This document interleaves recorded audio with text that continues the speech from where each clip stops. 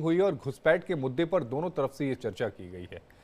तो एलओसी पर दोनों ही सेनाओं की ये फ्लैग मीटिंग हुई है, जिसमें सीमा प्रबंधन से भी जुड़े मुद्दों पर चर्चा की गई है। इस वक्त की अहम खबर आपके टीवी स्क्रीन पर।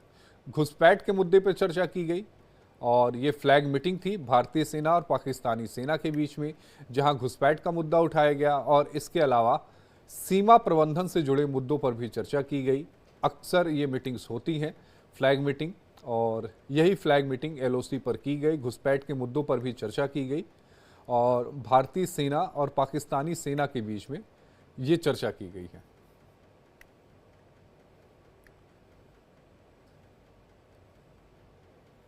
और इसी खबर पर ज्यादा जानकारी के साथ हमारे सहयोगी रमन सैनी हमारे साथ लाइव जुड़े हैं। रमन, ये जो मीटिंग हुई, फ्लैग मीटिंग हुई, इस फ्लैग मीटिंग में दो अहम मुद्दे थे। पहला घुसपैठ था और दूसरा सीमा प्रबंधन था। इन दोनों ही मुद्दों पर जब बातचीत हुई तो बातचीत के बाद क्या कुछ नतीजा निकला? सूत्र क्या बता रहे हैं कि किन मुद्दों पर सहमति बनी? देखिए आशीष, जिस तरीके से हम लगातार देख रहे हैं कि लाइन ऑफ कंट्रोल पर पाकिस्तान की तरफ से युद्ध विराम का उल्लंघन जो है वो बार बार किया जा रहा है। 1 अप्रैल से ये शुरुआत जो है वो हुई है। 1 अप्रैल को नंगी टेकरी, जो कृष्णा घाटी के नीचे वाला सलोत्री और झलास का इलाका है, वहां पर हमने देखा कि किस तरीके से पहले बैट टीम को जो है वो घुसाने की कोशिश की गई और उसके बाद वहां पर माइन ब्लास्ट हुए, जिसकी चपेट में पाकिस्तान की सेना के जवान और आतंकी आए, जिसमें 4 से 5 पाकिस्तानी सैनिक और आतंकियों के मारे जाने की जानकारी मिली। उसके बाद 3 तारीख को सीज फायर का उल्लंघन हुआ, 6 तारीख को सीज फायर का उल्लंघन हुआ। तो लगातार ये पाकिस्तान की तरफ से पुंछ में लाइन ऑफ कंट्रोल को टारगेट बनाते हुए जो है वो सीज फायर का उल्लंघन किया जा रहा था और उसका जवाबी कार्रवाई जो है वो भारत की सेना की तरफ से भी हुआ और दमदार जवाबी कार्रवाई हुई, जिसमें पाकिस्तान की तरफ भी भारी नुकसान की जानकारी जो है वो सूत्रों के मुताबिक मिल रही है। इसी में जो जानकारी निकल कर आ रही है कि पाकिस्तान की तरफ से ये रिक्वेस्ट भेजी गई थी कि एक फ्लैग मीटिंग जो है वो पुंछ में होनी चाहिए। इसी पर ब्रिगेडियर लेवल के एक अधिकारी जो है उनकी तरफ से ये फ्लैग मीटिंग इनिशिएट की गई। पाकिस्तान की तरफ से भी ब्रिगेडियर लेवल के एक अधिकारी जो है वो आए थे और पुंछ के जो चकादा बाग इलाका है उस इलाके में ये फ्लैग मीटिंग जो है आज हुई है और इसमें भारत ने अपना ग्रेट कंसर्न जो है वो जाहिर किया है कि जिस तरीके से पाकिस्तान लगातार युद्ध विराम का उल्लंघन करता हुआ भारतीय सेना की चौकियों को निशाना बना रहा है, तो ये जो है वो कतई बर्दाश्त नहीं किया जाएगा। अगर इस तरीके की कार्रवाई रही तो इसका माकूल जवाब जो है वो भारतीय सेना की तरफ से दिया जाएगा। साथ ही साथ में घुसपैठ की कोशिशें जो सीमा पार से लगातार पाकिस्तान की तरफ से हो रही हैं, उसको लेकर भी जो है अपना प्रोटेस्ट भारतीय सेना ने दर्ज कराया है। तो एक हम ये कह सकते हैं कि भारतीय सेना की तरफ से चेतावनी जो है वो पाकिस्तान को दिया गया है कि ना तो घुसपैठ बर्दाश्त होगी और ना ही युद्ध विराम का उल्लंघन जो है वो बर्दाश्त किया जाएगा। भारत ने स्पष्ट कर दिया है कि फरवरी 2021 में दोनों देशों की जो डीजीएमओ के लेवल की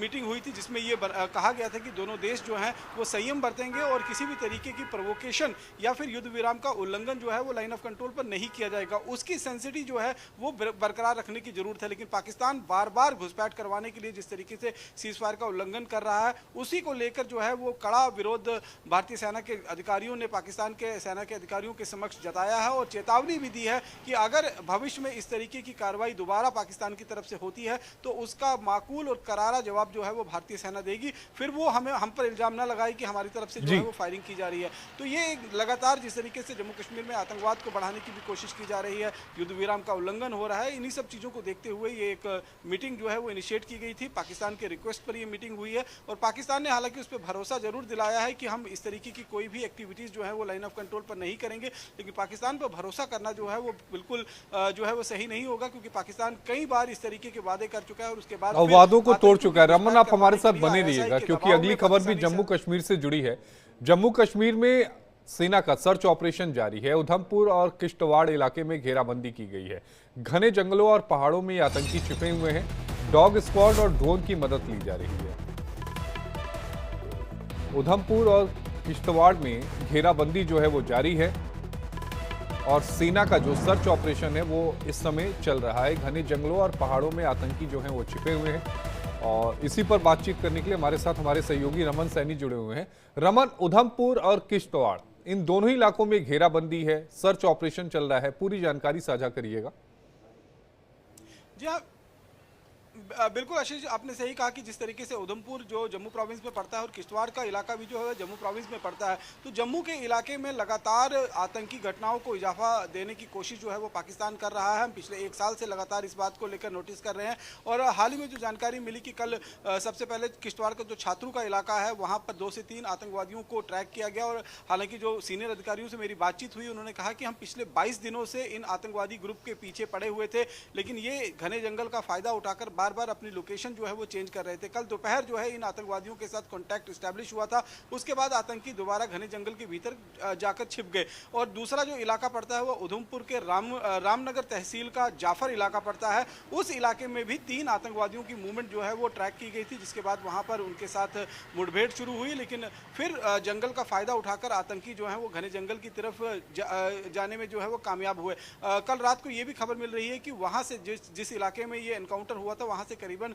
8 से 10 किलोमीटर दूर जो बसंतगढ़ का इलाका पड़ता है, वहां पर एक घर के अंदर ये तीनों आतंकी पहुंचे थे, जहां से उन्होंने खाना लिया है, पानी लिया है और साथ ही साथ में उस घर का मोबाइल फोन जो है वो लेकर वहां से फरार हो गए हैं। तो ये आतंकी इस समय जिस इलाके में कल मुठभेड़ हुई थी वहां पर करीबन 10 से 15 किलोमीटर के दायरे में जो है उस घने जंगल के बीच में छिपे हुए हैं और इसीलिए सुरक्षा कर्मियों ने भी लगातार दोनों ही इलाकों, चाहे वो किश्तवाड़ का छात्रू का इलाका हो या उधमपुर का जाफर का इलाका हो, दोनों ही इलाकों में जो है वो इस समय अपना दायरा जो सर्च का वो बढ़ा दिया है। घेराबंदी जो पहले 2 से 3 किलोमीटर के दायरे में थी, अब उसे करीबन 10 से 15 किलोमीटर की दायरे में घेराबंदी कर दी है, क्योंकि बसंतगढ़ के इलाके में जो उधमपुर का ही इलाका पड़ता है वहाँ पर जिस तरीके से मूवमेंट देखी गई थी, एक घर के अंदर ये आतंकी आए थे, इस बात की जानकारी जम्मू कश्मीर पुलिस और सुरक्षा कर्मियों को मिली है। उसके बाद उन्होंने उस इलाके में भी घेराबंदी कर ली है, क्योंकि आतंकी जो है वो घने जंगल और रात के अंधेरे का फायदा उठाकर लगातार तेजी से मूव करने की कोशिश करते हैं और क्योंकि ये बहुत वेल ट्रेंड है जंगल में किस तरीके से सर्वाइव करना है, जंगल में रहते हुए किस तरीके से अपनी मूवमेंट, अपनी लोकेशंस को चेंज करना है,